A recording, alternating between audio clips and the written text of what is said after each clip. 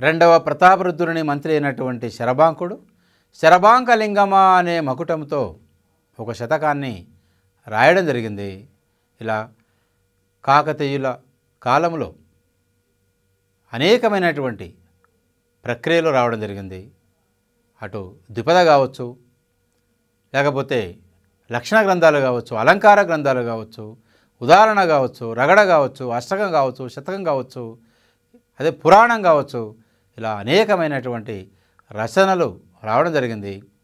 ఇక 14వ శతాబ్దానికి చెందినటువంటి భాస్కర కవులు, భాస్కర రామాయణానికి సంబంధించినటువంటి కవులు ఉలక్కి భాస్కరుడు, మల్లికార్జున భట్టు, కుమార రుద్రదేవుడు, అయ్యలార్యుడు అనేటువంటి నలుగురు కవులు భాస్కర రామాయణాన్ని రాయడం జరిగింది.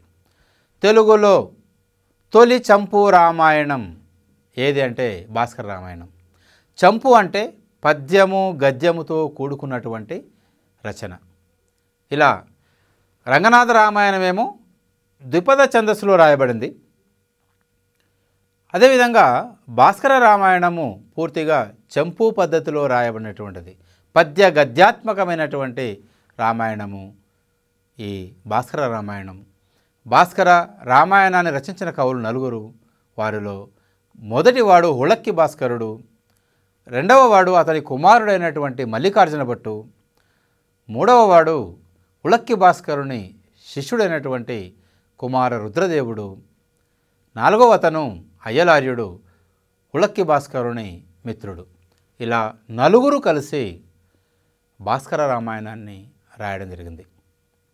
ఇందులో భాస్కర రామాయణంలో బాలకాండ, కిష్కింధకాండ, సుందరకాండల్ని ఈ 3 కాండల్ని మల్లికార్జున భట్టు రాస్తే, అయోధ్యకాండను కుమార రుద్రదేవుడు రాస్తే, యుద్ధకాండ ఉత్తర భాగాన్ని అయ్యలార్యుడు రాస్తే, అరణ్యకాండాన్ని, యుద్ధకాండ పూర్వ భాగాన్ని ఉలక్కి భాస్కరుడు రాయడం జరిగింది. ఇలా తండ్రి కొడుకులు, శిష్యుడు, మిత్రుడు ఈ నలుగురి సహకారంతో ఈ భాస్కర రామాయణం అంటే రాయడం జరిగింది. తన మిత్రుడైనటువంటి అయ్యలార్యుని, తన కుమారుడైనటువంటి మల్లికార్జున భట్టు, తన శిష్యుడైనటువంటి కుమార రుద్రదేవుని సహకారంతో భాస్కర రామాయణాన్ని తన పేరు మీదుగా భాస్కర రామాయణాన్ని రాయడం జరిగింది. ఇది తెలుగులో తొలి చంపు రామాయణంగా ప్రసిద్ధిగాంచినటువంటిది భాస్కర రామాయణం. రంగనాథ రామాయణం తర్వాత వచ్చినటువంటిది.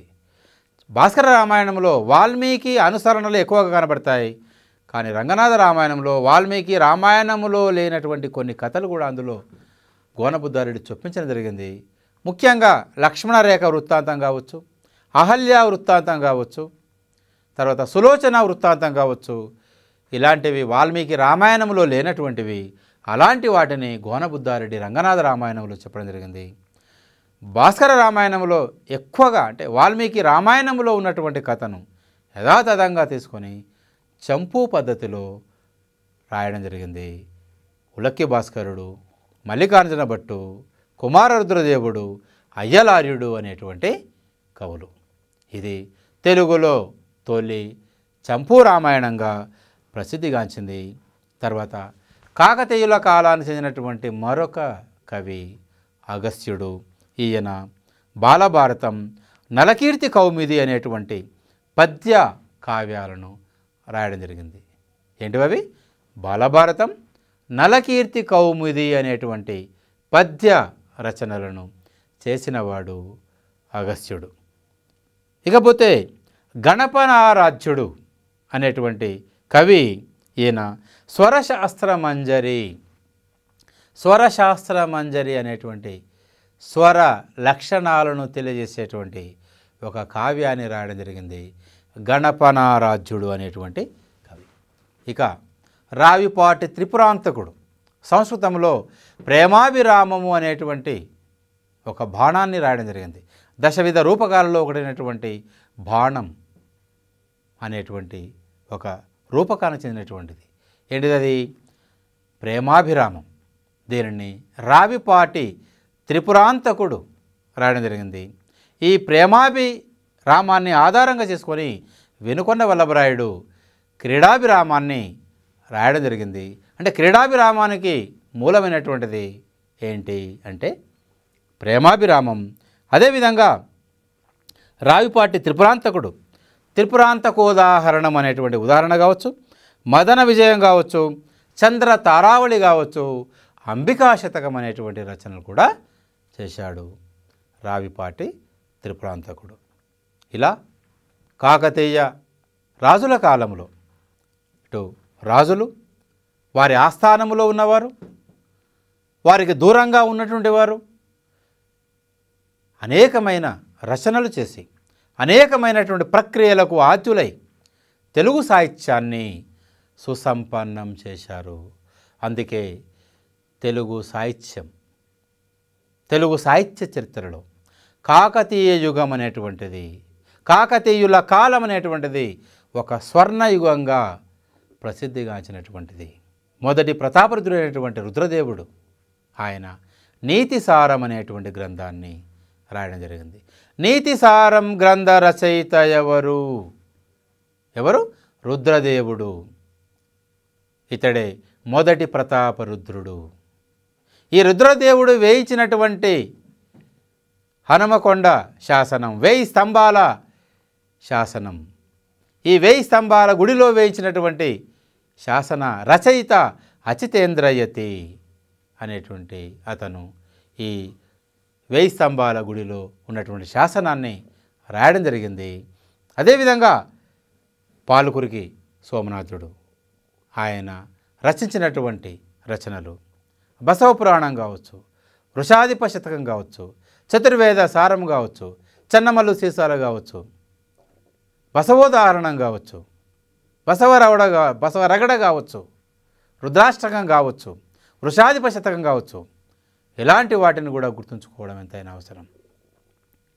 తెలుగులో తొలి ద్విపద కావ్యాన్ని రచించినటువంటి వాడు పాలుకురికి సోమనాథుడు. ప్రథమాంధ్ర సాంఘిక పురాణంగా ప్రసిద్ధిగాంచిన కావ్యము బసవ పురాణం. అదేవిధంగా తెలుగులో తొలి విజ్ఞాన సర్వస్వంగా భావించబడుతున్నటువంటి కావ్యము పండితారాధ్య చరిత్ర.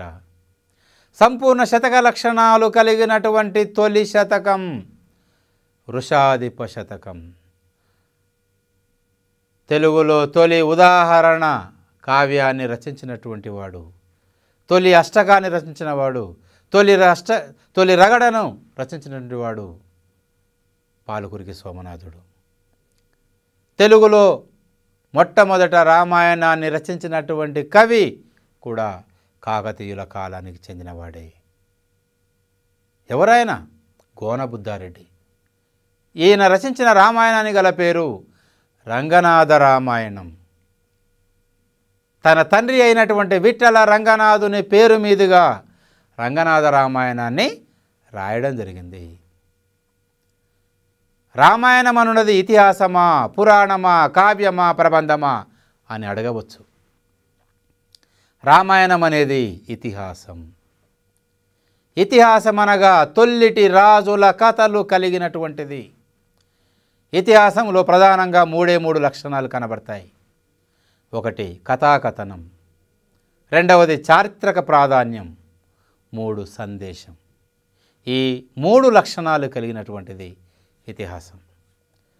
భారతీయ ఇతిహాసాలలో మొదటిది రామాయణం. దీన్ని గుర్తుంచుకోవాలి.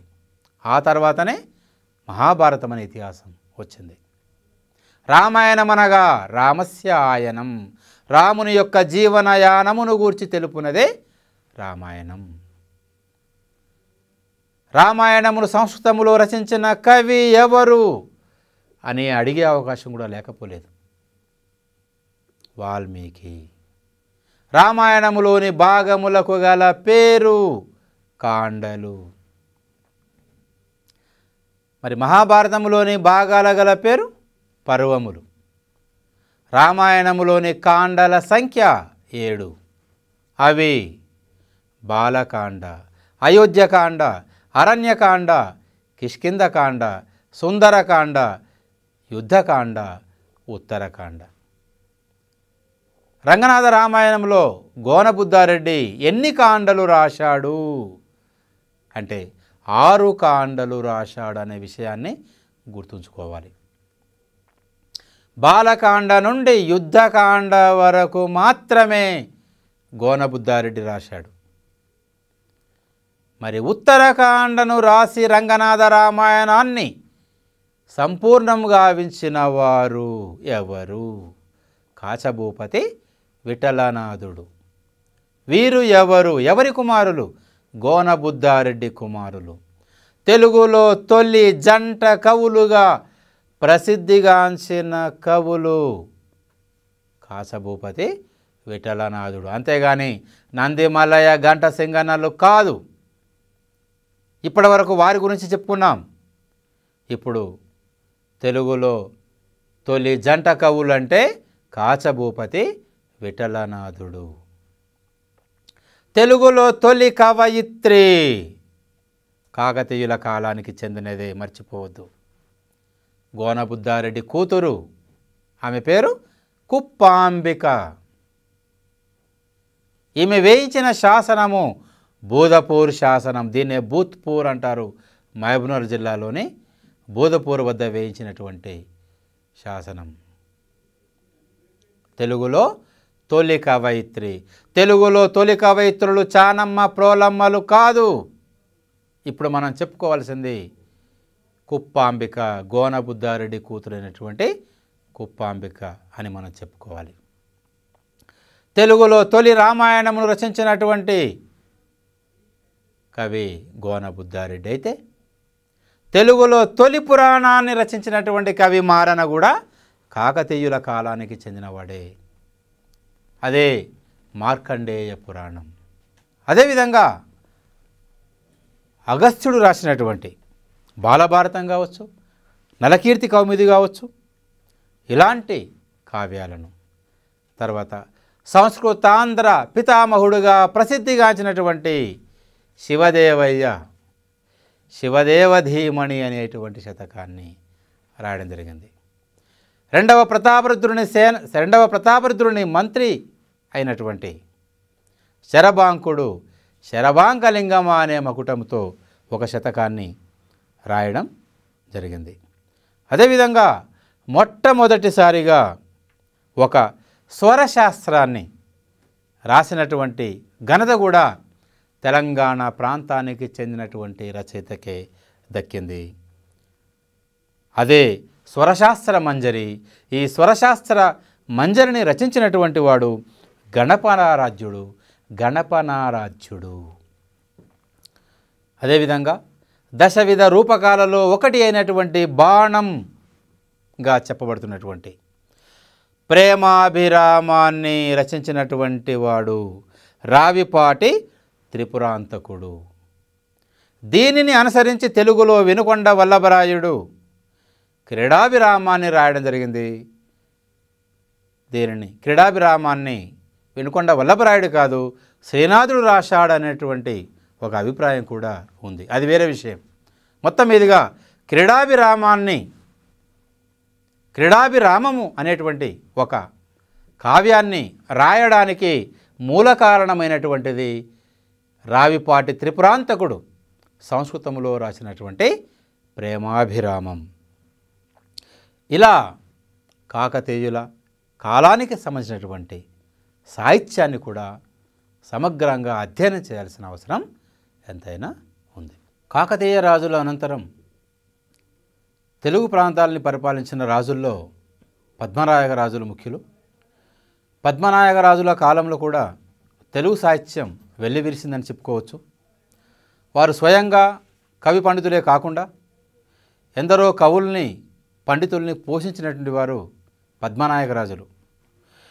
సర్వజ్ఞ పద్మనాయక భూపాలుడు రాచకొండను రాజధానిగా చేసుకొని పరిపాలించిన వారిలో మొదటివాడైనటువంటి ఈ సర్వజ్ఞ పద్మనాయక భూపాలుడు రచించిన యక్షగానం సారంగధర చరిత్ర యక్షగాన సాహిత్యంలో మొట్టమొదటిదని డాక్టర్ సుంకిరెడ్డి నారాయణరెడ్డి గారు అభిప్రాయపడ్డారు. తెలుగు సాహిత్యంలో తొలి యక్షగానం ఏది అని మనం ప్రశ్నించుకున్నప్పుడు కందుకూరి రుద్రకవి సుగ్రీవ విజయమే మొదటి యక్షగానమని మనం చెప్పుకుంటాం. అంతకన్నా ముందే ప్రోలుగంటి చెన్నశౌరి రచించినటువంటి సౌభరి చరిత్ర, ఇది తెలుగు సాహిత్యంలో మొట్టమొదట రాయబడిన యక్షగానం. కానీ అది ఇప్పుడు లభించడం లేదు. అయితే 1వ పద్మనాయక భూపాలుడు ఆయన ఈ సారంగధర చరిత్ర అనేటువంటి యక్షగానం రాశాడని, ఇదియే యక్షగానాల్లో మొదటి యక్షగానం అని చరిత్రకారుల అభిప్రాయం. ఒకవేళ పరీక్షలో ఒక ప్రశ్న వచ్చినప్పుడు యక్షగాన సాహిత్యంలో మొట్టమొదటి రచన ఏది అన్నప్పుడు, లేదా తెలుగులో రాయబడిన తొలి యక్షగానం ఏది అన్నప్పుడు సారంగధర చరిత్ర అనే ప్రస్తావన రాకుండా, సారంగధర చరిత్ర ఒకవేళ అక్కడ ఆప్షన్ లేకుండా సుగ్రీవ విజయం అనేది మాత్రమే ఉంటే సుగ్రీవ విజయాన్ని అక్కడ సమాధానం గుర్తించాలి. ఒకవేళ సుగ్రీవ విజయంతో పాటు సారంగధర చరిత్రను అక్కడ ఆప్షన్లో ఇచ్చినప్పుడు సారంగధర చరిత్రను మాత్రమే గుర్తించాలి. ఎందుకంటే ఇవాళ తెలంగాణ సాహిత్య చరిత్రను పరిశోధిస్తున్న సందర్భంలో మన చరిత్రకారులు ఇవాళ యక్షగానాల్లో తొలి యక్షగానం సారంగధర చరిత్ర అని ఇవాళ మనం గుర్తించుకున్నాం. ఆ విధంగా దానికి ఆ గుర్తింపుని ఇవ్వడం జరిగింది. కాబట్టి యక్షగాన సాహిత్యంలో తొలి రచన ఏదంటే మరి ఈ సర్వజ్ఞ పద్మనాయక భూపాలుడు రాసినటువంటి సారంగధర చరిత్రయే తొలి యక్షగానం అని మనం ప్రస్తావించవచ్చు. అదేవిధంగా ఈ పద్మనాయక రాజుల కాలంలో కవి బల్లలుడు గుణమంజరి, పదమంజరి అనేటువంటి సంస్కృత కావ్యాలు, అదేవిధంగా శూద్రక రాజచరిత్రం, బేతాళ పంచవింశతి, విక్రమార్క చరిత్ర అనేటువంటి తెలుగు కావ్యాలని రాయడం జరిగింది కవి బల్లటుడు. ఇతని రచనల విషయానికి వస్తే మరొకసారి గణమంజరి, పదమంజరి ఇవి సంస్కృత కావ్యాలు. సంస్కృత కావ్యాలైనటువంటి గణమంజరి కావచ్చు, పదమంజరి వీటిని రాసినవాడు కవి బల్లటుడు. తెలుగు కావ్యాలైతే బేతాళ పంచవింశతి, శూద్రక రాజ చరిత్రం, అదేవిధంగా విక్రమార్క చరిత్ర, కవి బల్లట పక్కిక అనేటువంటి వ్యాకరణ గ్రంథాన్ని కూడా రాసినవాడు కవి బల్లటుడు. తర్వాత పశుపతి నాగనాథ కవి రాసినటువంటి రచనల్లో మదన విలాసం అనే బాణం, విష్ణు పురాణమును రాయడం జరిగింది. పశుపతి నాగనాథ కవి మదన విలాసం అనే బాణాన్ని, తర్వాత విష్ణు పురాణమును రాయడం జరిగింది. తర్వాత తెలుగులో తొలి సంకలన గ్రంథకర్త అయినటువంటి మడికి సింగన కూడా ఈ కాలానికి చెందినటువంటి వాడే, పద్మనాయకుల కాలానికి చెందినవాడే మడికి సింగన. ఈయన సంకలనం చేసినటువంటి గ్రంథము పేరు సకల నీతి సమ్మతము. చాలామంది కవులు రాసినటువంటి కావ్యాలు కాలగర్భంలో కలిసిపోతే అక్కడక్కడ జనం నోళ్ళల్లో ఉన్నటువంటి, అక్కడక్కడ నిలిచిపోయినటువంటి, కాలానికి ఎదురొడ్డి నిలిచినటువంటి కొన్ని పద్యాల్ని లేదా రచనల్ని వాటిని సేకరించి సకల నీతి సమతం అనే పేరుతో ఒక సంకలన గ్రంథాన్ని ఆయన తీసుకురావడం జరిగింది. మడికి సింగన తెలుగులో మొట్టమొదటి సంకలన గ్రంథ రచయిత, సంకలనకర్త ఎవరంటే మడికి సింగన. తొలి సంకలనకర్త కూడా తెలంగాణ ప్రాంతానికి చెందినటువంటి వాడే. ఎవరైనా మడికి సింగన. ఈయన వెలువరించినటువంటి సంకలన గ్రంథము సకల నీతి సమ్మతము అనేటువంటి గ్రంథం. తర్వాత రాచకొండను పరిపాలించినటువంటి రాజుల్లో మరొక గొప్ప రాజు, కవి, పండితుడు, లక్షణ గ్రంథకర్త 2వ సర్వజ్ఞ సింగభూపాలుడు. ఈయన రచించినటువంటి గ్రంథాలు 3 గ్రంథాలను ఆయన రాయడం జరిగింది. ఆ 3 ఒకటి రసార్ణవ సుధాకరం అనేటువంటిది, సంగీత సుధాకరం అనేటువంటిది, కందర్ప సంభవం అనేటువంటిది. రసార్ణవ సుధాకరం అనేటువంటి అలంకార గ్రంథం, అదేవిధంగా సంగీత సుధాకరం అనేటువంటి నాట్య గ్రంథం, తర్వాత కందర్ప సంభవం అనేటువంటిది, బాణం. ఇవి కాకుండా మరొకటి కూడా ఆయన ఒక నాటిక రాశాడు పద్మనాయక రాజుల కాలంలో. చెప్పుకోదగ్గ మరొక కవి 15వ శతాబ్దానికి చెందినటువంటి కవి గౌరన. ఈయన నవనాద చరిత్ర, హరిచంద్రోపాఖ్యానము, లక్షణ దీపిక అనేటువంటి రచన చేశాడు. నవనాదులను వారి యొక్క జీవితాన్ని ఇతివృత్తాలుగా తీసుకొని ఆయన నవనాద చరిత్ర అనేటువంటి కావ్యాన్ని, అదేవిధంగా మారణ రచించినటువంటి మార్కండేయ పురాణములో ఉన్న హరిశ్చంద్ర కథను తీసుకొని హరిశ్చంద్రోపాఖ్యానం అనేటువంటి ఒక కావ్యాన్ని గౌరన రాయడం జరిగింది. హరిశ్చంద్ర కథను తీసుకొని మొట్టమొదట కావ్యంగా రచించినటువంటి వాడు ఎవరు అంటే గౌరన. హరిశ్చంద్రోపాఖ్యానంలో అద్భుతమైనటువంటి నక్షత్ర పాత్ర, నక్షత్రకుడు అనేటువంటి పాత్ర సృష్టికర్త కూడా గౌరనే. అలా హరిశ్చంద్రోపాఖ్యానంలో నక్షత్రకుడు అనేటువంటి ఒక పాత్రను సృష్టించి హరిశ్చంద్రోపాఖ్యానం అనేటువంటి ఒక అద్భుతమైనటువంటి కావ్యాన్ని ఈయన రాయడం జరిగింది. ఇవి రెండు కూడా ద్విపద రచనలే. అటు నవనాద చరిత్ర కావచ్చు, హరిశ్చంద్రోపాఖ్యానం కావచ్చు, ఈ రెండు కూడా ద్విపదలో రాయడం జరిగింది. తర్వాత లక్షణ దీపిక అనేటువంటి ఒక చందో గ్రంథాన్ని కూడా గౌరన రాయడం జరిగింది. తర్వాత పద్మనాయక రాజుల్లో మరొక చెప్పుకోదగ్గ రాజు అనేటువంటి 3వ సర్వజ్ఞ సింగభూపాలుడు. ఈయన ఆస్థానంలో ఉన్నటువంటి కవుల్లో అటు శ్రీనాథుడు, తర్వాత బమ్మెరపోతన కూడా కొంతకాలం 3వ సర్వజ్ఞ సింగభూపాలుని ఆస్థానంలో ఉండి తర్వాత రాజాస్థానానికి దూరంగా వెళ్ళిపోయి ఆయన రచనలు చేయడం జరిగింది. రాజాశ్రయాన్ని నిరసించి ఆయన రచనలు చేశాడు బమ్మెరపోతన. ఈ కాలంలో చెప్పుకోదగ్గ తెలుగు జాతి, తెలంగాణ ప్రాంతం గర్వించదగ్గ కవి బమ్మెరపోతన.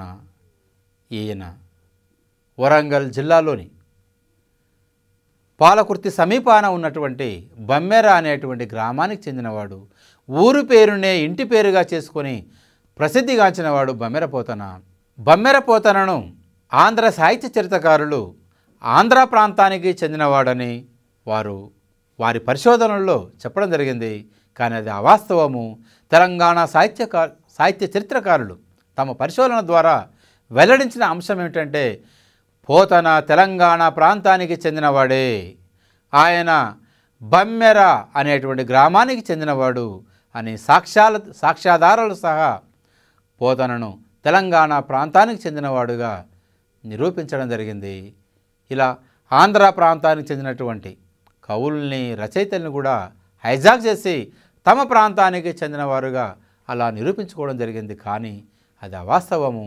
తెలంగాణ ప్రాంతానికి చెందినటువంటి తెలుగు వారందరూ కూడా గర్వించదగ్గ గొప్ప కవి బమ్మెరపోతన. ఈయన తల్లిదండ్రులు లక్కమాంబ కేసన మంత్రి. ఈయన బిరుదు సహజ పాండిత్యుడు అనేటువంటి బిరుదు ఈయనకున్నది. ఈయన గురువు ఇవటూరి సోమనారాధ్యుడు అని. ఈయన రచనల్లో ముఖ్యమైనటువంటివి వీరభద్ర విజయము, భోగిని దండకము, నారాయణ శతకము, భాగవతము. ఇవి ఆయన రాసినటువంటి రచనలు.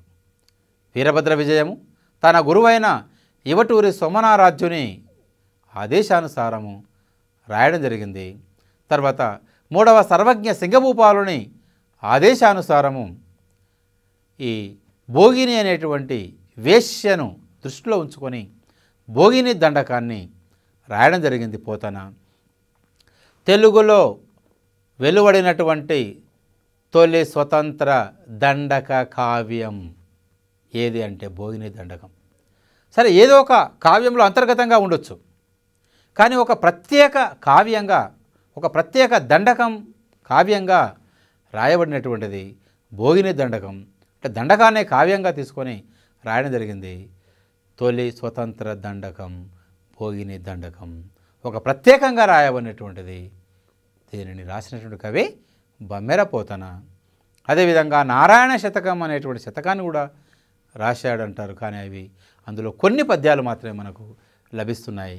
ఇకపోతే తెలుగువారి అదృష్టంగా భావించబడుతున్నటువంటి ఒక అద్భుతమైనటువంటి పురాణం భాగవత పురాణాన్ని తెలుగులోనికి అనువదించిన వాడు బమ్మెర పోతన. భాగవతాన్ని పోతన అనువదించడం తెలుగువారి అదృష్టంగా భావించవచ్చు. రామాయణం అనే ఇతిహాసం కావచ్చు, మహాభారతం అనే ఇతిహాసం కావచ్చు, వీటిని పోతన కన్నా ముందున్నటువంటి కవులు తెలుగులోకి అనువదించారు. చాలామంది కవులు రామాయణాన్ని రాయడం జరిగింది. మహాభారతాన్ని కవిత్రయమైనటువంటి నన్నయ్య, తిక్కన, ఎర్రన రాయడం జరిగింది.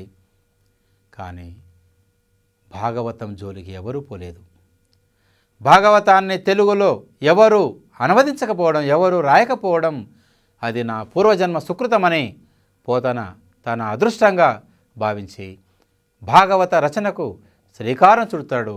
తన ఇష్టదైవమైనటువంటి శ్రీరామచంద్రుని కోరిక మేరకే తాను భాగవతాన్ని రాస్తున్నానని స్వయంగా భాగవత రచనలో ఆయన చెప్పుకుంటాడు. పలికెడిది భాగవతమట, పలికించెడివాడు రామభద్రుండట, నే పలికిన భవహరమగునట, పలికెద వేరొండు గాద పలుకగనేలా అని పలికెడిది భాగవతమట, పలికించెడివాడు రామభద్రుండట, నే పలికిన భవహరమగునట, పలికెద వేరొండు గాద పలకగనేలా అని ఆయన స్వయంగా చెప్పుకుంటాడు. ఆ శ్రీరామచంద్రుడే నా చేత స్వయంగా పలికిస్తున్నాడు. అందుకే నేను ఈ భాగవతాన్ని మహాభక్తుల ఇతివృత్తం కలిగినటువంటి భాగవతాన్ని నేను దైవాంకితం చేస్తాను తప్ప నరాంకితము చేయనని శపథం చేసినవాడు పోతన. సింగభూపాలుడు ఎన్నోసార్లు తనకు అంకితమేమని ప్రాధేయపడతాడు, బుజ్జగిస్తాడు, తర్వాత ఒత్తిడి తీసుకొస్తాడు, చివరిగా బెదిరిస్తాడు. ఆయన కూడా ఏమాత్రము లొంగకుండా ఆయన తన ఇష్టదైవమైనటువంటి శ్రీరామునికి భాగవతాన్ని అంకితమిచ్చాడు. ఇక కరుణశ్రీ అంటాడు, కలము చేతబట్టి కావ్యంబు రచయించే, హలము చేతబట్టి పొలము దున్నే, కలము హలములందు గనుడురా పోతన్న, లలిత సుగుణజాల తెలుగు బాల. ఒక చేత కలము బట్టి కావ్యాల్ని రాశాడు, మరొక చేత హలము బట్టి నాగలి బట్టి పొలము దున్ని పంటల్ని పండించాడు.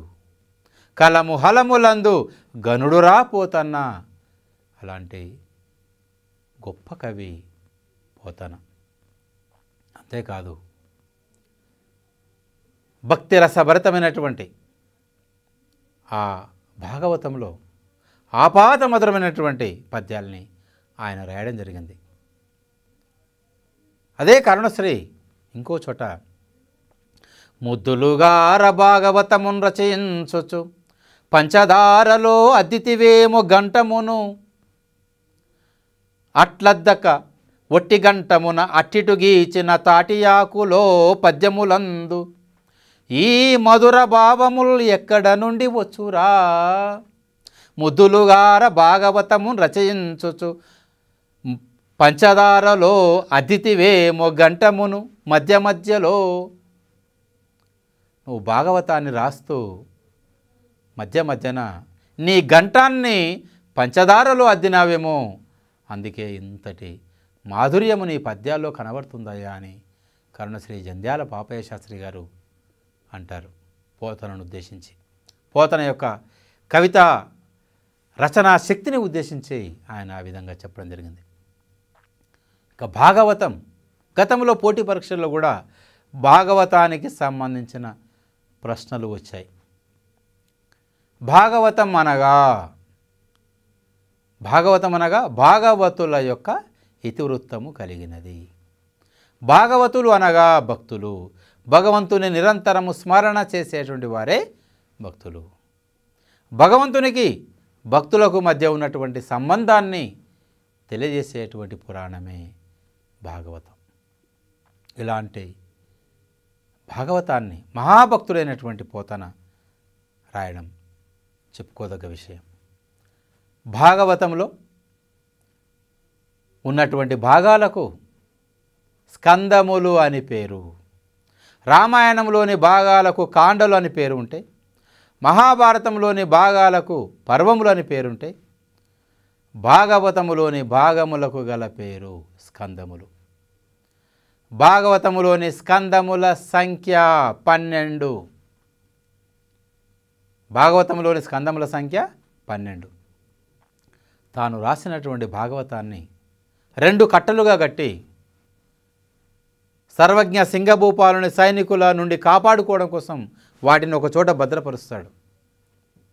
2 కట్టలుగా కట్టి మొదటి 6 స్కందాలు ఒక కట్టగా, చివరి 6 స్కందాలు మరొక కట్టగా భద్రపరిస్తే, చివరి నుండి మొదటి కట్టలో ఉన్నటువంటి చివరి 5-6 స్కందాలు, రెండవ కట్టలో ఉన్నటువంటి చివరి 11-12 స్కందాలు శిథిలమైపోతాయని, వాటిని మళ్ళీ పోతన అనంతరము ఆయన శిష్యులైనటువంటి బొప్పరాజు గంగన, ఏర్చూరి సింగన, వెలిగందల నారన్నలు పూర్తి చేశారని సాహిత్య చరిత్రకారులు నిర్ధారించడం జరిగింది. 5వ స్కందాన్ని బొప్పరాజు గంగన, 6వ స్కందాన్ని ఏర్చూరి సింగన, 11-12వ స్కందాలని వెలిగందల నారన్నలు రాసి మళ్ళీ భాగవతాన్ని సంపూర్ణంగా గావించడం జరిగింది. భాగవతంలో 12 స్కందాలు ఉంటే అందులో 12 స్కందాల్లో 11 స్కందాలన్నీ ఒక ఎత్తు అయితే దశమ స్కందం మరొక ఎత్తు. దశమ స్కందం అనేది శ్రీకృష్ణుని ఇతివృత్తాన్ని గురించినటువంటి, కృష్ణ లీలలకు సంబంధించినటువంటి, శ్రీకృష్ణుని జీవితానికి సంబంధించినటువంటి సమగ్రమైనటువంటి ఇతివృత్తం కలిగినది దశమ స్కందం. తర్వాత ఏకాదశ స్కందం.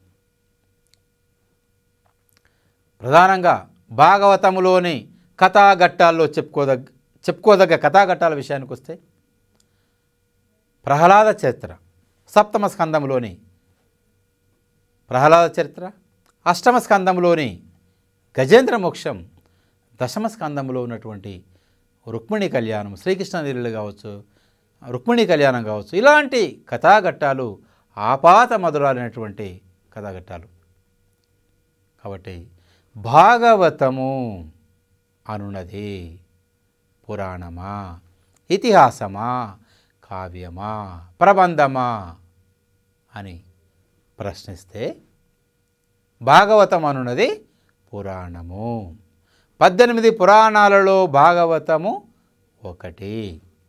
ఈ భాగవతమును రచించినటువంటి కవి, తెలుగులో రచించినటువంటి వాడు బమ్మెర పోతన. శిథిలమైన భాగాలను రచించిన వారు ఆయన శిష్యులు. 5వ స్కందాన్ని బొప్పరాజు గంగన, 6వ స్కందాన్ని ఏర్చూరి సింగన, 11-12 స్కందాలను వెలిగందల నారన్నలు రాశారు. భాగవతాన్ని ఎవరికి అంకితం ఇచ్చాడు? తన ఇష్టదైవమైనటువంటి శ్రీరామచంద్రునికి. భాగవతములోని భాగములకు గల పేరు స్కందములు. భాగవతములోని స్కందముల సంఖ్య 12. ఇంతకు భాగవతము అనగా భాగవతుల యొక్క ఇతివృత్తములు కలిగినటువంటిది, భక్తుల గాథలతో కూడుకున్నటువంటిది, భక్తులకు భగవంతునికి సంబంధం ఉన్నటువంటిది, పురాణ లక్షణాలు కలిగినటువంటిది. అందుకే దీన్ని పురాణం అని పేర్కొనడం జరిగింది. ఇలా భాగవతం గురించి కూడా అడిగే అవకాశం లేకపోలేదు. ఎక్కడో ఏదో ఒక పద్యాన్ని, ఎందుకంటే చాలా సుప్రసిద్ధమైనటువంటి పద్యాలు ఇందులో ఉన్నాయి. ఎందుగలడందులేడని సందేహము వలదు చక్రి సర్వోపగతున్, ఎందెందు వెదకి చూచిన అందందే కలడు దానవాగ్రని వింటే అని ప్రహ్లాదుడు తన తండ్రి అయిన హిరణ్యకశిపునితో పలికిన సందర్భం. డింబక సర్వస్థలంబున నంబోర్హ నేత్రుడుండు అనుచుమిగుల సంభ్రంభంబున పలికెదవు ఈ స్తంభంబున జూపగలవె చక్రిన్ గిక్రిన్ అని హిరణ్యకశిపుడు తన కుమారుడైన ప్రహ్లాదునితో పలికిన సందర్భం. గజేంద్ర మోక్ష ఘట్టంలో గజేంద్రుడు మొసలిచే పీడించబడుతున్నాడు. ప్రాణం పోయేటువంటి సమయం ఆసన్నమైంది. భగవంతుని ధ్యానిస్తున్నాడు. ఇంత భగవంతుడు ఉన్నాడా లేడా అనేటువంటి సందేహం కూడా ఆ గజేంద్రునికి కలిగింది. కలడందురు దీనుల ఎడ కలడందురు పరమయోగి గడముల పాలన్ కలడందురు అన్ని దిశలన్ కలడు కలండనెడు వాడు కలడో లేడో అని. ఎవ్వనిచే జనించు జగం ఎవ్వని లోపల నుండి లీనమౌ ఎవ్వని ఎందుడిందు పరమేశ్వరుడెవ్వడు మూల కారణం ఎవ్వడనా ఆది మధ్యలయుడు ఎవ్వడు సర్వము తానయన్న వాడెవ్వడు వానిన్ ఆత్మభవున్ శరణంబు వేడెదన్. అదేవిధంగా అల వైకుంఠపురంబులు నగరులు ఆమూల సౌదంబు దాపల మందార అనేటువంటి పద్యం. సిరికింజప్పడు శంఖచక్ర యుగమును చేదోయి సంధింపడు ఏ పరివారమున్ జీరడు అబ్రగపతిని బన్నింపడు ఆకర్ణికాంతర దమ్మిల్లము చక్కనొత్తడు అనేటువంటి పద్యం కావచ్చు. ఇవన్నీ కూడా ఆపాత మధురాలు కాబట్టి ఇవి చాలా ప్రసిద్ధమైనటువంటి పద్యాలు. ఆయా సందర్భాలను దృష్టిలో ఉంచుకొని కూడా ఇలాంటి పద్యాన్ని కూడా అడిగే అవకాశం లేకపోలేదు. కాబట్టి భాగవతం అనగానే పోతన, పోతన అనగానే భాగవతం. ఇవాళ తెలంగాణ సాహిత్యం అనగానే పాల్కురికి సోమనాథుని తర్వాత మనం అంత గొప్పగా చెప్పుకోదగ్గ కవి బమ్మెర పోతన. కాబట్టి బమ్మెర పోతన గురించి కూడా అడిగే అవకాశం లేకపోలేదు. ఒక్క ప్రశ్న అయినా వచ్చే అవకాశం లేకపోలేదు. తప్పనిసరిగా అడిగే అవకాశం ఉంటుంది. కాబట్టి పోతన సాహిత్యాన్ని గురించి కూడా మీరు తెలుసుకోవాల్సిన అవసరం ఎంతైనా ఉంది. పద్మనాయకుల కాలానికి చెందిన గంగాదేవి మధురా విజయం అనేటువంటి కావ్యాన్ని సంస్కృత భాషలో రాయడం జరిగింది. ఈ గంగాదేవి కాకతీయుల ఆడపడుచు. క్రీస్తు శకం 1370 ప్రాంతానికి చెందినది. విజయనగరాన్ని పరిపాలించినటువంటి బుక్కరాయల కుమారుడైనటువంటి కుమార కంపరాయల భార్య. కుమార కంపరాయల విజయగాథలను ఇతివృత్తంగా చేసుకొని ఈమె మధురా విజయం అనేటువంటి సంస్కృత కావ్యాన్ని రాయడం జరిగింది. గంగాదేవి ప్రత్యేకత ఏంటంటే సంస్కృతంలో కావ్యమును రాసినటువంటి తొలి తెలుగు మహిళ అని చెప్పవచ్చు. మరొకసారి సంస్కృత కావ్యాన్ని రచించినటువంటి తొలి తెలుగు మహిళ గంగాదేవి. ఈమె కాకతీయుల ఆడపడుచు, విజయనగర రాజైన బుక్కరాయల కోడలు, కుమార కంపరాయల భార్య. అదేవిధంగా 15వ శతాబ్దికి చెందినటువంటి కొరవి గోపరాజు సింహాసన ద్వాత్రింశిక అనేటువంటి కథాకావ్యాన్ని రాయడం జరిగింది. ఈ కొరవి గోపరాజు నిజామాబాద్ జిల్లాలోని వేముగల్లు ప్రాంతానికి చెందినవాడు. ఇదే భీముగల్లుగా ఇవాళ వ్యవహరించబడుతుంది. ఈయన సింహాసన ద్వాత్రింశిక అనేటువంటి కావ్యాన్ని రాయడం జరిగింది. సింహాసన ద్వాత్రింశిక అనగా అనగా 32 కథలతో కూడినటువంటి కావ్యము. భోజరాజు విక్రమార్కుని సింహాసనాన్ని అధిరోహిస్తున్న సందర్భంలో ఆ విక్రమార్కుని సింహాసనము పక్కన ఉన్నటువంటి ఆ మెట్ల పక్కన ఉన్నటువంటి సాలబంజికలు 32 సాలబంజికలు చెప్పినటువంటి కథల సమాహారమే సింహాసన ద్వాత్రింశతి. ఇలా పద్మనాయకుల కాలంలో చాలా కథాకావ్యాలు కూడా రావడం జరిగింది. ఇలాంటి కథాకావ్యాలలో ముఖ్యమైనటువంటిది సింహాసన ద్వాత్రింశిక. ఈ కాలంలోనే మెదక్ జిల్లా కొలిచెలమ్మ నివాసి అయిన మల్లినాథసూరి చాలా చెప్పుకోదగ్గ పండితుడు. సంస్కృత ఆంధ్ర భాషలలో నిష్ణాతుడైనటువంటి వాడు. ఈయన సంస్కృత పంచకావ్యాలన్నింటికీ కూడా వ్యాఖ్యానం చేసినవాడు. మల్లినాథసూరి తెలంగాణ గర్వించదగ్గ పండితుడు. ఒక తెలంగాణ ప్రాంతమే కాదు, యావత్ తెలుగు ప్రాంతం గర్వించదగ్గ పండితుడు మల్లినాథసూరి. ఈయన మెదక్ జిల్లా కొలిచెలమ్మ నివాసి. ఈయన తండ్రి కపర్ది. ఈయన కూడా గొప్ప సంస్కృత పండితుడు. కాళిదాసు సంస్కృతంలో రచించినటువంటి రఘువంశం, కుమార సంభవం, మేఘ సందేశంలోనే కాకుండా భారవి రచించినటువంటి కిరాతార్జునీయానికి, మాగుడు రచించినటువంటి శిశుపాల వధకు అద్భుతమైనటువంటి వ్యాఖ్యలను చేసినవాడు మల్లినాథసూరి. మల్లినాథసూరి కాళిదాసు రచించినటువంటి మేఘ సందేశానికి, అదేవిధంగా మాగుడు రచించినటువంటి శిశుపాల వధకు వ్యాఖ్య చేస్తూ వాటి రెండింటిని బేరీజు వేస్తూ మాగే మేఘే గతం వయః అని అంటాడు. అంటే మాగానికి మేఘానికి రెండింటికి వ్యాఖ్యానం చేయడంతోనే నా వయసంతా ఉడిగిపోయింది, నా వయసు మొత్తం, నా జీవితకాలం మొత్తం ఈ రెండింటికే సరిపోయింది అని ఆయన అంటాడు. అంత అద్భుతంగా సంస్కృత కవులు రాసినటువంటి కావ్యాలను వ్యాఖ్యానం చేసినటువంటి గొప్ప పండితుడు మల్లినాథసూరి.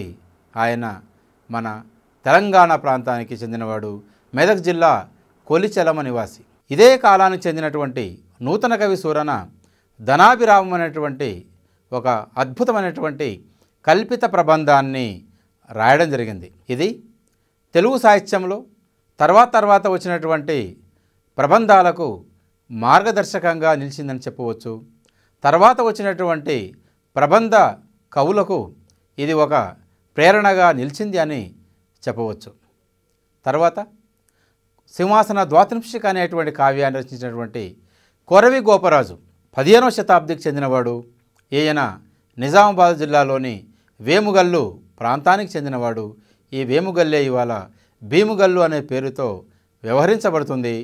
ఈ కొరవి గోపరాజు సింహాసన ద్వాత్రింశిక అనేటువంటి ఒక అద్భుతమైన కావ్యం రాయడం జరిగింది. సింహాసన ద్వాత్రింశిక అనగా 32 మెట్ల పక్కన ఉన్నటువంటి 32 సాలబంచికలు భోజరాజుకు చెప్పినటువంటి కథల యొక్క సమాహారమే ఈ సింహాసన ద్వాత్రింశిక. విక్రమార్కుని సింహాసనాన్ని అధిరోహిస్తూ ఉన్న సందర్భంలో ఆ మెట్ల పక్కన ఉన్నటువంటి సాలబంచికలు విక్రమార్కుని యొక్క ఔదార్యాన్ని, అతని యొక్క గొప్పతనాన్ని తెలియజేస్తూ భోజరాజుకు చెప్పిన సందర్భంలోనే ఈ సింహాసన ద్వాత్రింశిక అనేటువంటి కావ్యం ఉంటుంది. ఆ తర్వాత పిల్లల మర్రి పినవీరభద్రుడు ఇదే కాలానికి చెందినవాడు, 15వ శతాబ్దికి చెందినటువంటి కవి. వాణి నారాణి అని సగర్వంగా చెప్పుకున్నటువంటి వాడు. విజయనగరాన్ని పరిపాలించినటువంటి సాల్వ నరసింహరాయల ఆస్థానంలో ఉన్నటువంటి వాడు. ఈయన నివాసం స్థలం, ఈయన పూర్వీకుల యొక్క జన్మస్థలం నల్లగొండ జిల్లాలోని సూర్యాపేట సమీపంలో గల పిల్లల మర్రి అనేటువంటి గ్రామం. వీరి పూర్వీకులు పిల్లల మర్రి నుండి విజయనగరానికి వలసపోయి అక్కడే రాజులను ఆశ్రయించి ఉపాధిని పొంది జీవనాన్ని గడిపారు. ఇలా పిల్లల మర్రి పినవీరభద్రుడు ఆయన ఎంతో ధీమాతో వాణి నారాణి అని ప్రకటించుకున్నవాడు. వాణి నారాణి అని ధీమాను వ్యక్తీకరించినటువంటి కవి ఎవరు? వాణి నారాణి అని సగర్వంగా ప్రకటించుకున్న తెలుగు కవి ఎవరు అంటే మనం పిల్లల మర్రి పినవీరభద్రుడు అని చెప్పుకోక తప్పదు. ఈయన రచించిన రచనల్లో ముఖ్యమైనవి శృంగార శాకుంతలము, జైమిని భారతము, అవతార దర్పణము, నారదీయ పురాణం, అదేవిధంగా మాఘమహాత్మ్యము, మానసోల్లాసారం అనేటువంటి గ్రంథాలను ఈయన రాయడం జరిగింది. కాళిదాసు సంస్కృతంలో రచించినటువంటి అభిజ్ఞాన శాకుంతలాన్ని ఆధారంగా చేసుకొని ఈయన తెలుగులో శృంగార శాకుంతలం అనే పేరుతో ఒక అద్భుతమైన కావ్యాన్ని రాయడం జరిగింది. కాళిదాసు రచించిన అభిజ్ఞాన శాకుంతలం నాటకమైతే దాన్ని తెలుగులో నాటకంగా రాయకుండా ఒక కావ్యంగా రాయడం జరిగింది పిల్లల మర్రి పినవీరభద్రుడు. అదేవిధంగా జైమిని భారతాన్ని కూడా ఈయన చాలా అద్భుతంగా రాయడం జరిగింది. తర్వాత అవతార దర్పణం, నారదీయ పురాణం, మాఘమహాత్మ్యం, మానసోల్లాస సారం అనేటువంటి రచనలు కూడా పిల్లల మర్రి పినవీరభద్రుడు రాయడం జరిగింది. తర్వాత తెలుగులో తొలి చారిత్రక వచన కావ్యాన్ని రచించినటువంటి రచయిత ఏకామ్రనాథుడు.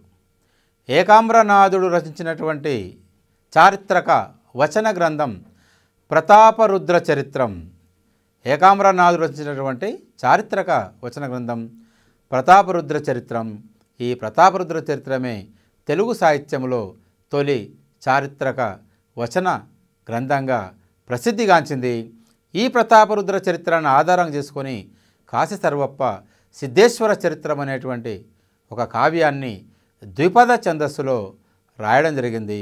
ఈ ప్రతాపరుద్ర చరిత్రం ఏదైతే ఉందో ఇది ఆనాటి కాకతీయుల కాలము నాటి రాజుల పరిపాలన విధానం కావచ్చు, ప్రజల సంస్కృతి కావచ్చు, వారి జీవన విధానం కావచ్చు, వీటిని అన్నిటిని కూడా సమగ్రంగా తెలియజేస్తూ ఏకామ్రనాథుడు ప్రతాపరుద్ర చరిత్రంలో రాయడం జరిగింది. తెలంగాణలో బంధ కవిత్వ ప్రక్రియకు ఆద్యుడు భైరవ కవి. ఈయన గౌరన కుమారుడు. ఈయన రచించినటువంటి రచనలు శ్రీరంగ మహాత్మ్యం, రత్న పరీక్ష, కవి గజాంకుశం అనేటువంటి చందో గ్రంథాన్ని రాయడం జరిగింది.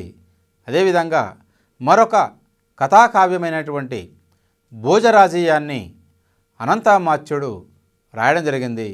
ఈ అనంతామాచ్యుడు కూడా 15వ శతాబ్దికి చెందినవాడు. ఈయన రచించినటువంటి రచనల్లో భోజరాజీయమే కాక చందోదర్పణం అనేటువంటి అనంతుని ఛందస్సు, రసాభరణం అనేటువంటి అలంకార శాస్త్ర గ్రంథాన్ని కూడా రాయడం జరిగింది. ఇలా పద్మనాయకుల కాలంలో చాలామంది కవులు, పండితులు, రాజులు తమ తమ రచనల్ని వెలయించి తెలుగు సాహిత్యాన్ని సుసంపన్నం చేయడం జరిగింది. అలంకార శాస్త్ర గ్రంథాలు కావచ్చు, కథాకావ్యాలు కావచ్చు, కావ్యాలు కావచ్చు, పురాణాలు కావచ్చు, ఇవన్నీ కూడా ఈ కాలంలో రాయబడి తెలుగు సాహిత్యాన్ని మరింత సుసంపన్నం చేయడం జరిగింది. ఇలా ఒక్కసారి ఈ కాలానికి చెందినటువంటి ముఖ్యమైనటువంటి కవుల గురించి పునరావలోకనం చేసుకుంటే, సింహావలోకనం చేసుకుంటే, మొట్టమొదట పద్మనాయక భూపాలుడు, 1వ పద్మనాయక భూపాలుడు ఈయన రాసినటువంటి సారంగధర చరిత్ర తెలుగు యక్షగానాల్లో మొట్టమొదటిది అని చెప్పుకోదగినటువంటిది. తెలుగు యక్షగానాల్లో మొట్టమొదటి యక్షగానం ఏదంటే సారంగధర చరిత్ర అని. గతంలో అయితే కందుకూరి రుద్రకవి రాసినటువంటి సుగ్రీవ విజయమే తొలి యక్షగానం అని. కానీ ఇవాళ తెలంగాణ సాహిత్య చరిత్రకారుల అభిప్రాయం ప్రకారం సారంగధర చరిత్రయే తొలి యక్షగానం అని పరిగణించడం జరిగింది. అదేవిధంగా 2వ సర్వజ్ఞ సింగభూపాలుడు కావచ్చు, 3వ సర్వజ్ఞ సింగభూపాలుడు కావచ్చు, 3వ సర్వజ్ఞ సింగభూపాలుని ఆస్థానంలో ఉన్నటువంటి బమ్మెరపోతన కావచ్చు, బమ్మెరపోతన రచించినటువంటి రచనలు కావచ్చు, వాటిని కూడా మనం దృష్టిలో ఉంచుకోవాలి. భాగవతం అనున్నది పురాణమా, ఇతిహాసమా, లేదా కావ్యమా, ప్రబంధమా అన్నప్పుడు మనం దానిని పురాణంలాగానే భావించాలి. భాగవతం అనేది పురాణం. అదేవిధంగా భాగవతంలో ప్రధానంగా పోతన రాసినటువంటి స్కందాలు ఎన్ని అంటే 8 స్కందాలు. అంటే మిగిలిన 4 స్కందాలు శిథిలమైపోతే వాటిని ఆయన శిష్యులు బొప్పరాజు గంగన, ఏర్చూరి సింగన, వెలిగంతల నారాయణలు రాసి పూర్తి చేశారు. బొప్పరాజు గంగన 5వ స్కందాన్ని, ఏర్చూరి సింగన 6వ స్కందాన్ని, 11, 12 స్కందాలను వెలిగంతల నారాయణలు రాయడం జరిగింది. తర్వాత ఈ కాలానికి చెందినటువంటి సుప్రసిద్ధ వ్యాఖ్యాత మల్లినాథ సూర్యుని గుర్తుంచుకోవాల్సిన సందర్భం ఎంతైనా ఉంది. ఈయన సంస్కృత పంచ కావ్యాలకు వ్యాఖ్యానం చేయడం జరిగింది. ఈ కాలంలోనే కొన్ని కథాకావ్యాలు కూడా వచ్చాయి. ఆ కథాకావ్యాల్లో ముఖ్యమైనవి ఏంటంటే కొరవి గోపరాజు రాసినటువంటి సింహాసన ద్వాత్రింశిక కావచ్చు, అనంతామాత్యుడు రాసినటువంటి భోజరాజీయము. ఇవి తెలుగు సాహిత్యంలో ఒక అద్భుతమైనటువంటి కథాకావ్యాలుగా ప్రసిద్ధిగాంచినవి. పద్మనాయక భూపాలుడు రచించిన యక్షగానం ఏది అని ప్రశ్న వచ్చినప్పుడు దీనికి సమాధానం సారంగధర చరిత్ర అనే యక్షగానం. ఇది తెలుగు యక్షగాన సాహిత్యంలో తొలి యక్షగానం అని ఇవాళ తెలంగాణ సాహిత్య చరిత్రకారులు అభిప్రాయపడుతున్నారు. అదేవిధంగా కందుకూరి రుద్రకవి రచించినటువంటి యక్షగానం ఏది అన్నప్పుడు సుగ్రీవ విజయం. ఇది నిన్నటి వరకు కూడా యక్షగాన సాహిత్యంలో మొట్టమొదటిది అని మనం చెప్పుకోవడం జరిగింది. అదేవిధంగా పోతన రచించినటువంటి వీరభద్ర విజయం ఏ మతానికి సంబంధించినది అన్నప్పుడు ఇది శైవమా, వైష్ణవమా, శాక్తేయమా, కాపాలికమా అన్నప్పుడు ఇది శైవ మతానికి సంబంధించినది అని. అదేవిధంగా తెలుగులో తొలి స్వతంత్ర దండక కావ్యం ఏది అన్నప్పుడు దీనికి సమాధానం భోగిని దండకం. ఈ భోగిని దండకం రచయిత ఎవరు అంటే బమ్మెరపోతన. అదేవిధంగా రసార్ణవ సుధాకరం అనేటువంటిది అలంకార శాస్త్రమా నాట్యశాస్త్రమా ఏది అన్నప్పుడు ఇది అలంకార శాస్త్రం అనే విషయాన్ని గుర్తుంచుకోవాలి. రసార్ణవ సుధాకరం అనేటువంటి అలంకార శాస్త్ర కర్త ఎవరు? రెండవ సర్వజ్ఞ సింగభూపాలుడు. సంగీత సుధాకరం అనున్నది అలంకార శాస్త్రమా నాట్యశాస్త్రమా అంటే ఇది నాట్యశాస్త్రం. ఈ సంగీత సుధాకరం అను నాట్యశాస్త్ర రచయిత రెండవ సర్వజ్ఞ సింగభూపాలుడు. అదేవిధంగా భాగవతంలో 5వ స్కందమును రచించినటువంటి కవి ఎవరు అంటే బొప్పరాజు గంగన అని మనం గుర్తుంచుకోవాలి. అదేవిధంగా కల్పిత ప్రబంధమైనటువంటి ధనాభిరామమును రచించిన కవి ఎవరు అంటే నూతన కవి సూరన అని మనం చెప్పాలి. అదేవిధంగా భోజరాజీయం అనేటువంటి గ్రంథాన్ని రచించిన కవి అనంతామాత్యుడు అని గుర్తుంచుకోక తప్పదు. అదేవిధంగా సింహాసన ద్వాత్రింశిక అనేటువంటి కావ్యమును రచించిన కవి ఎవరు అంటే కొరవి గోపరాజు. అదేవిధంగా సంస్కృత పంచకావ్యాలకు వ్యాఖ్యానం చేసినటువంటి సంస్కృత పండితుడు ఎవరు? మల్లినాథసూరి. ఇతని స్వస్థలం ఏది? మెదక్ జిల్లా కోలిచెలమా. ఈ విధంగా ముఖ్యమైనటువంటి అంశాలను గుర్తుంచుకుంటూ అదేవిధంగా ఏవైతే మనం ముఖ్యం కావనుకుంటామో ఏవైతే అంతగా మనం ప్రాధాన్యం కానివి అనుకుంటామో అటువంటి వాటి నుండి కూడా వచ్చే అవకాశం ఉంటుంది. కాబట్టి అలాంటి అంశాలను కూడా అధ్యయనం చేయాల్సిన అవసరం ఎంతైనా ఉందని ఈ సందర్భంగా మీకు తెలియజేస్తున్నాను.